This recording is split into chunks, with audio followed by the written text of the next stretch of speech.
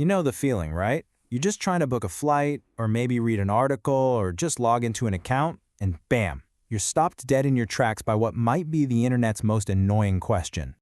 I mean, come on, you've seen some version of this message 1,000 times. It's that moment where the whole internet just seems to pause and give you the side eye. It's a total roadblock, a real interruption, and honestly, it kind of feels like an accusation. So what's actually going on? I mean, is the internet just really paranoid? Well, the short answer is yeah, it is, and for a really good reason.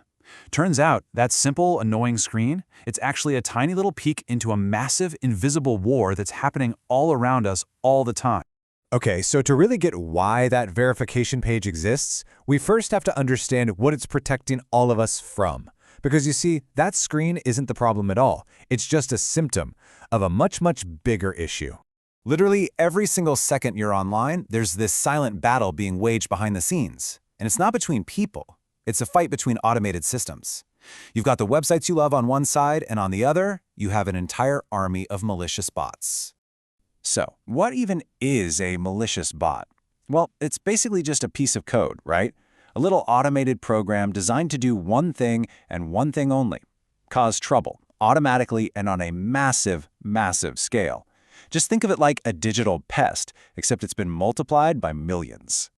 And get this, these things come in all different flavors. You've got your scrapers, which just vacuum up a website's entire database, all its prices, all its content. Then you've got spammers that just flood comment sections with junk links. Credential stuffers are the ones that relentlessly hammer login pages with stolen passwords, trying to break into your accounts.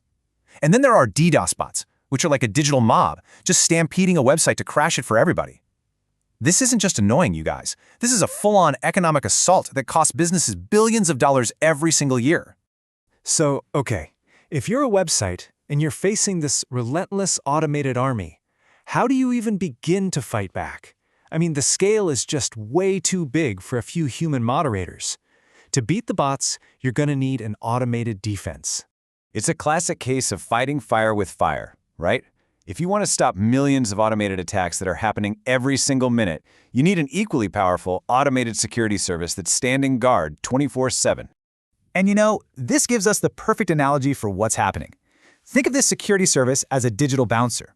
Its only job is to stand at the virtual front door of the website and make absolutely sure that only legit guests, that's you, get inside, while keeping all the troublemakers out. And this whole process, it's unbelievably fast. So when you click a link to a website, that's you walking up to the door. The bouncer, the security service, instantly checks you out. It's looking for any suspicious behavior. And then, in like a fraction of a second, it makes a decision. Yep, looks human, come on in. Or, nope, you're a bot, you're not getting past me. All right, so automated bots, automated bouncer. That totally makes sense. But this brings us to the biggest question of all, the one we started with, that moment of verification itself. Seriously, how can a piece of software tell the difference between another piece of software and, a complicated, messy, unpredictable human being sitting at a keyboard? It can't exactly ask for your ID or look you in the eye, right? Well, the core principle here is actually pretty simple, but it's also kind of brilliant.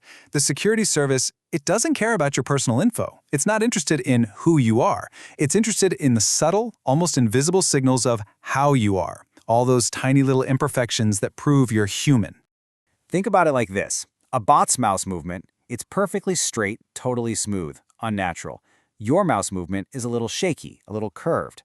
A bot types with a perfect, machine-like rhythm, but you speed up, you slow down. And then there's your browser's unique digital fingerprint. That's a combination of things like your screen resolution, the fonts you have installed. It all sets you apart. All these little signals, plus things like your IP's reputation, they get analyzed in milliseconds to see if they scream human or machine. And here's the thing. 99% of the time, you pass this test without even knowing you took it. You click a link, the bouncer gives you a virtual thumbs up, and the page just loads. This happens probably thousands of times a day, and it's so fast and so seamless, you don't even notice it's there. But every once in a while, maybe your signals are a little off. Maybe you're on a new Wi-Fi network, or you're using a VPN, or you just moved your mouse in a weird way. The bouncer gets a little suspicious. It isn't 100% sure you're legit. So what does it do? It does what any good bouncer would do. It stops you at the door and asks for a little extra proof. And that's when it asks you that question. So, with all of this in mind, it's time to kind of reevaluate that moment of frustration, right? It's time to see that verification page in a completely new light. It's not just an annoyance, it's a necessity.